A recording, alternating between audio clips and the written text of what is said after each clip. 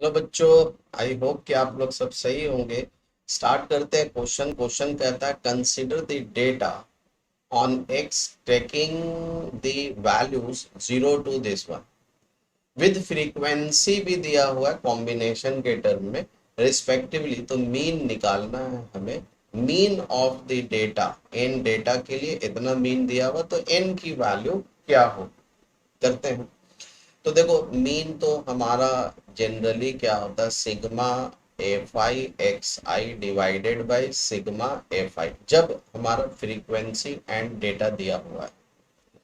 तो यहाँ पे क्या हो जाएगा, अगर एक्स आई दिया हुआ है 0 2 4 इस तरीके से 2 to the power n, और फ्रीक्वेंसी दिया हुआ है NC0 NC1 NC2 NCn, तो इनका मल्टीप्लीकेशन हो जाएगा।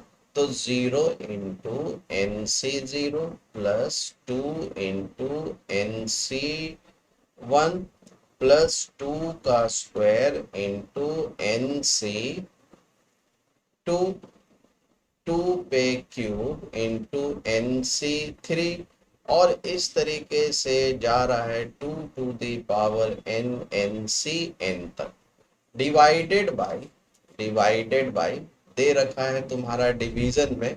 अब फ्रीक्वेंसी है NC0 NC1 NC2 and plus NCn तक दे रखा। ठीक है।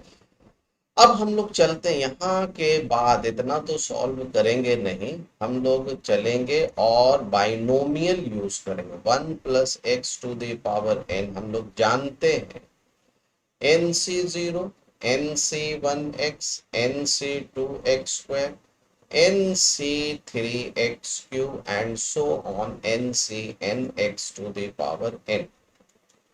अगर हम ऐसा करें, पुट कर ले कि x के प्लेस पे 2 लिख देते हैं अगर, तो ये पूरा कितना हो जाएगा, 3 to the power n हो जाएगा।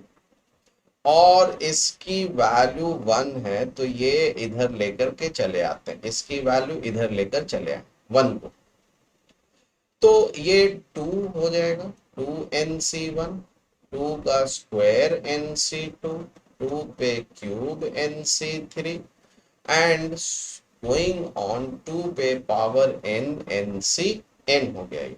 तो देखो न्यूमरेटर निकल करके आ गया, ये वैल्यू तो 0 हो जाएगी, बाकी तो ये वैल्यू निकल करके आ गई।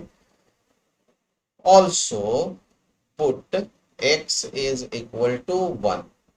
अगर हम 1 पुट करते हैं तो 2 to the power n हो जाएगा ये, और ये 1 पुट करने पे इसकी वैल्यू क्या हो जाएगी, NC0 NC1, है ना।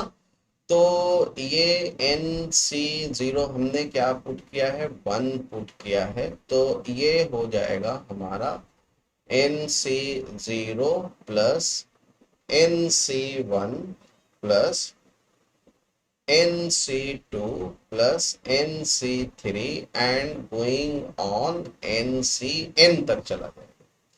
तो अब देखिए, तो न्यूमरेटर की भी वैल्यू निकल कर एंड डिनोमिनेटर की भी वैल्यू निकल करके आ गई। तो अब आप करोगे क्या, हम करेंगे कि फ्रॉम फर्स्ट, इसको फर्स्ट लिख देते हैं, फ्रॉम फर्स्ट चलेंगे।